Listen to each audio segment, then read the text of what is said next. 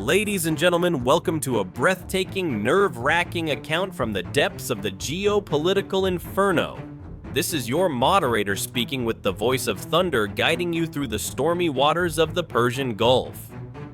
Imagine the Strait of Hormuz, that narrow gateway of the world economy where oil flows are worth billions and where the hatred between superpowers explodes like a firework of missiles and revenge. In this January 2026, in the middle of a month that sets the world on fire, a drama unfolds that blurs the lines between tactics and terror. Iran and the USA, two giants facing each other with relentless grudge driven by decades of mistrust, religious fervor, and imperial greed.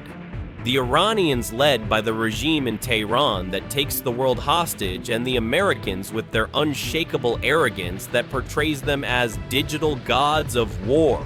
Oh, the hatred seethes here like lava in a volcano. Every movement is a slap in the face of the enemy. Every missile a cry for retribution. Let's dive into this story, which doesn't just pump facts, but pure adrenaline with additional shocking details that will take your breath away. Do you know what happens when hatred escalates? Catastrophes that drag the world economy into the abyss, and secrets that are revealed like hidden nuclear plans or covert alliances with rogue states. Stay tuned, because this isn't a dry report, it's a radioactive spectacle. First, the scene. At 2:47 p.m. in this explosive January 2026, a massive electronic pulse tears through the silence in the Strait of Hormuz. 50 Iranian fast attack boats, those nimble, lethal wasps of the sea, start their engines and surround the USS Tempest in a deadly swarm at 70 knots. The Iranians believe they have lured a multi-billion-dollar prize into a trap, a US warship they can humiliate and present as a trophy.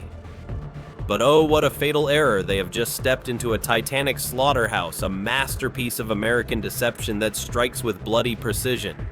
The hatred between the sides is palpable. The IRGC, the Islamic Revolutionary Guard Corps, sees the Americans as the incarnation of Satan, while the US Navy brands the Iranians as a barbaric threat trying to blackmail the free world.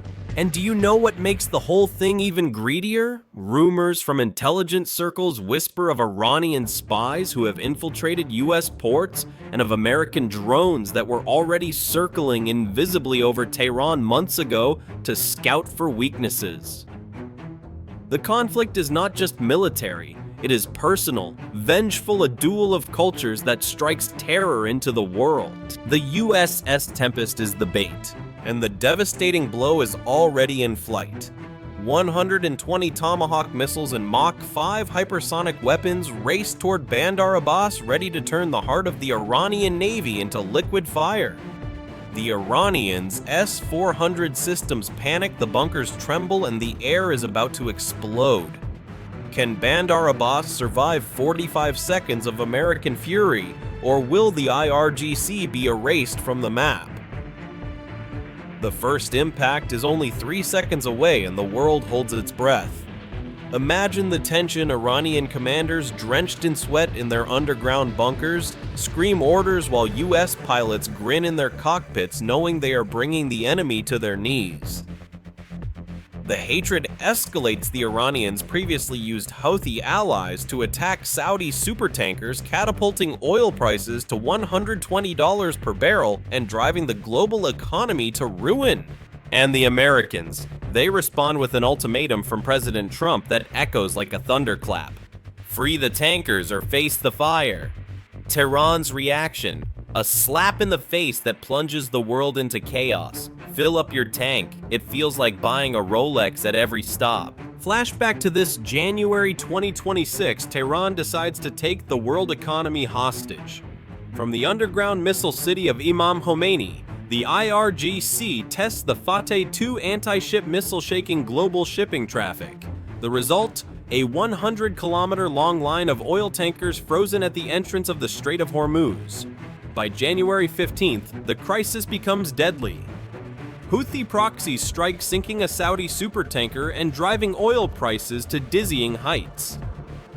The world stands on the brink of a global depression. Factories' close jobs disappear and hatred for Iran grows like a cancer. Trump gives a final ultimatum. Free the tankers or experience the fire. Tehran's answer. Arrogant and provocative, as if they wanted to lure the USA into war. On January 18th, they attacked the Maersk Honor with a false distress signal, towing it under the protection of the guns of Bandar Abbas. On January 20th at 2:30 p.m., the USS Tempest is sent into the lion's den. While patrolling near Bandar Abbas, 3 Shahed Soleimani-class fast attack boats cut across its bow. Weapons hot. At 2:47 p.m., the Tempest sends a panicked distress call. Engine failure, dead in the water, requesting help from IRGC commanders. This is the ultimate propaganda victory for Iran, a lonely U.S. destroyer, isolated and helpless. They order every available fast attack boat to strike and capture the prize. 5 minutes after the distress call in the IRGC command center, the Ghadir over-the-horizon radar confirms the catch. The USS Tempest is 120 miles away from its carrier escort. Tehran bites, believing they have a window to humiliate the US Navy before the fleet can react. Dozens of high-speed fast attack boats, supported by a handful of Shahed Soleimani missile corvettes in Bandar Abbas, start their engines. They gather at 3 main piers, preparing a massive swarm of 1,500. They think they are planning a carrier killer ambush. In reality, they have packed a significant portion of visible Iranian naval power into a high-density Tomahawk death zone. But the US Navy isn't finished with Tehran's greed yet. At 2:55 p.m., the false flag masterstroke, the NSA and Navy Cyber Command initiate a NOAA satellite spoof. Suddenly, Iranian sensors see a massive high-value Saudi supertanker drifting helplessly 80 kilometers out in the strait. For the IRGC, this is a multi-billion-dollar propaganda victory and the ultimate oil lever. They don't just send the swarm, they commit everything. Iranian commanders order their elite Bavar 373 batteries to reposition, extending their defensive umbrella to cover the tanker seizure operation. Their Fateh missile batteries are placed on full alert. They believe they are winning the theater. In fact, they have moved every high-value asset of Iran into the center of a digital bullseye. The hatred blazes. The Iranians see the Saudis and Americans as accomplices in a Zionist plot, while the USA brands Iran as an axis of evil that threatens with nuclear weapons and exports terror. And a greedy addition. Sources from the Pentagon whisper of secret alliances. Iran is said to have cooperated with North Korean missile specialists to improve their hypersonic weapons, which panics the USA and turns the conflict into a global powder keg. At 3:05 p.m. in the Combat Information Center of the Lincoln Swift Guardian, execute. The sky over Bandar Abbas doesn't just change, it ignites salvo. One hits the piers in exactly 12 seconds. 20 Tomahawk Block 5 missiles guided by the Aegis Godbrain slam into the clustered Iranian fleet. Pier 1 becomes an 1,800-degree oven, while corvettes and fast attack boats become molten scrap. Secondary explosions from Iranian ammunition depots turn the harbor into a self-destructing nightmare. Salvo 2 follows immediately. 12 Tomahawk Block 5B missiles equipped with the JMU, specifically for electronic and hard targets, shatter the 4 Bavar 373 sites. 3 missiles per battery ensure that even Iran's most advanced indigenous air defense system is reduced to titanium confetti before it can fire a single interceptor.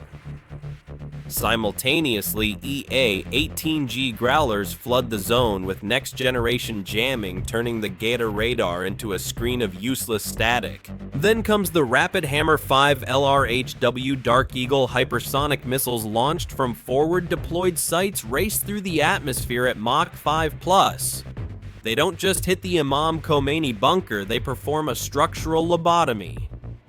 3 missiles penetrate 30 meters of reinforced concrete, detonating in the command nodes.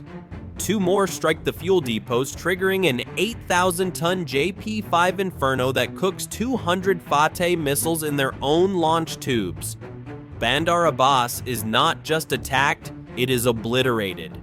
In 45 seconds, the heart of the IRGC has turned from a fortress into a graveyard. And for the swarm chasing a ghost tanker 80 kilometers out, the nightmare is only beginning. The US Navy didn't bring a knife to a gunfight, it brought a digital god to an execution. But hold on tight, dear listeners. The hatred turns around. Iran strikes back with a ruse intended to bring the Americans to their knees. At 3:07 p.m. from hidden coves along the Makran coast, from camouflage launchers deep in the Zagros Mountains, and from hundreds of low-signature Peykop and Tandar-class fast attack boats that were never at the piers, never part of the clustered bait. The real swarm breaks out.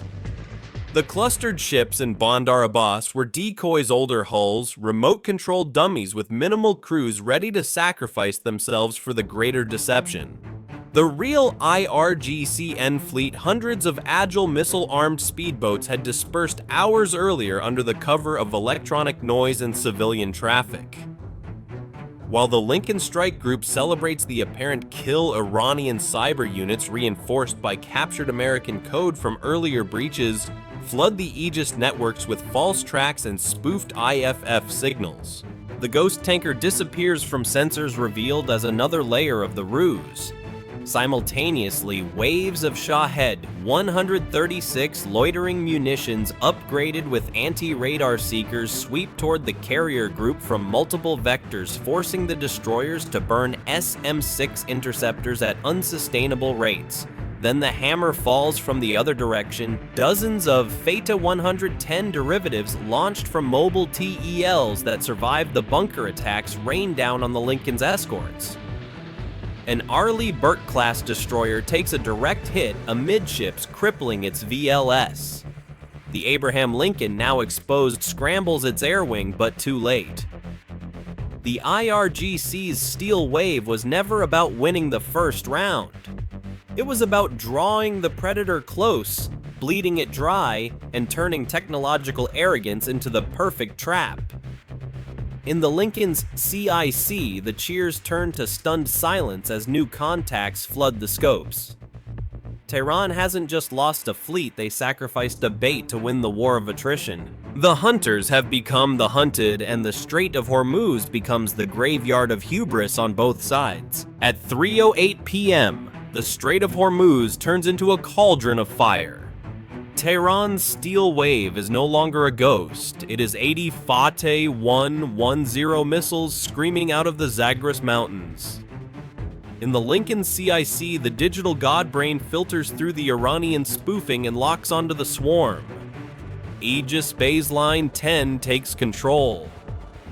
32 SM-6 and SM-2 missiles leap from the escorting destroyers, erasing 40 inbound tracks in the upper atmosphere, but the saturation is merciless.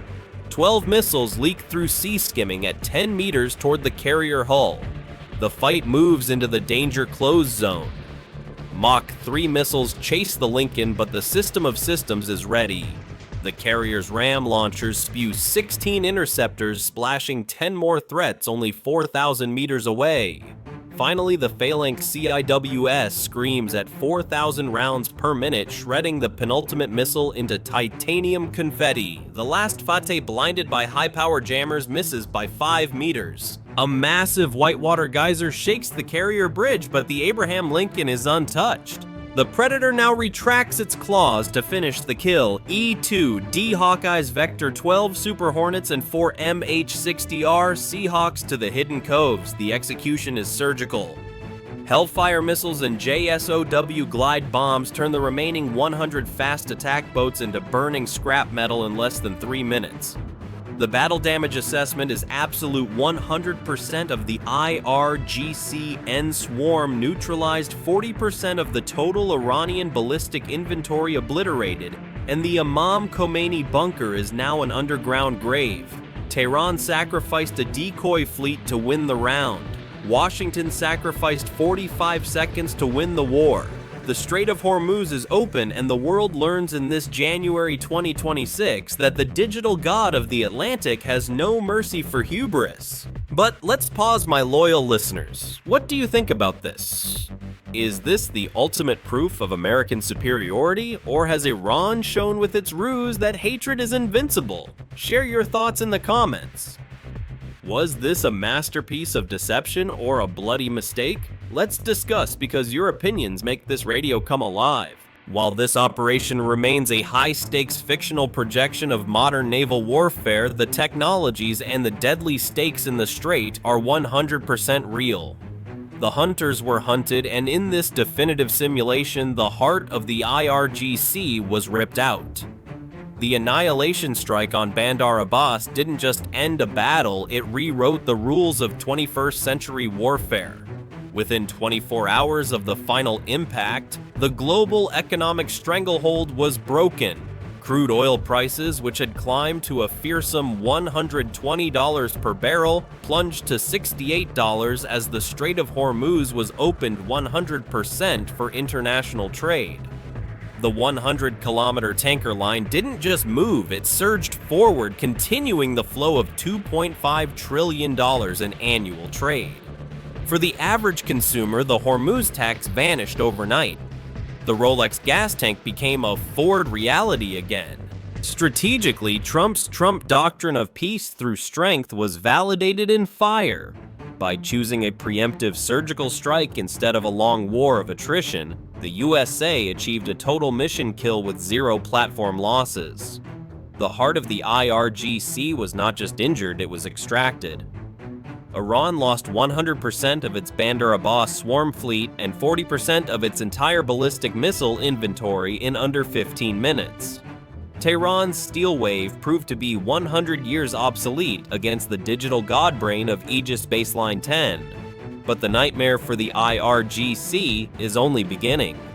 While the regime in Tehran declares a strategic retreat to preserve what is left of its power, the internal fallout is catastrophic. Iran's GDP will shrink by 15% as its ballistic deterrent collapses.